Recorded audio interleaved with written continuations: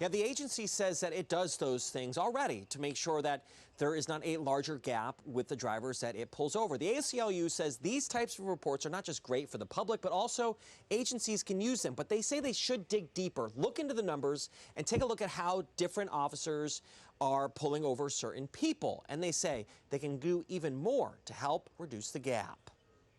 Imagine if you lost that child at the hands of the law. Police traffic stops are such an issue to President Joe Biden. He made it a part of last night's State of the Union. Most of us in here have never had to have the talk. Turn your interior lights on right away. Don't reach for your license. Keep your hands on the steering wheel. A conversation, Biden says, black and brown communities have to have too often. It is heartening to have the president acknowledge the problem of police violence and racialized police violence across the country. ACLU's Nick Hudson says there are racial profiling issues with police agencies across the state. To address this, all of them have to submit an annual report. This week, Montgomery County released its 2022 figures.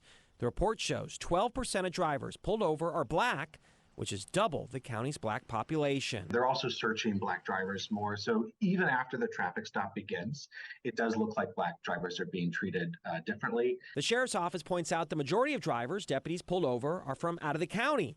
It also says no racial profiling complaints were filed last year. However, the ACLU says people rarely file those complaints. To address racial disparities, the ACLU says agencies should change who officers pull over. We think that there should be less enforcement by police of traffic laws that don't implicate public safety. We've seen lots of agencies do this across the country. Advocates say agencies should start with acknowledging there is an issue and use data like annual reports to hold people accountable and make being pulled over equal for all drivers.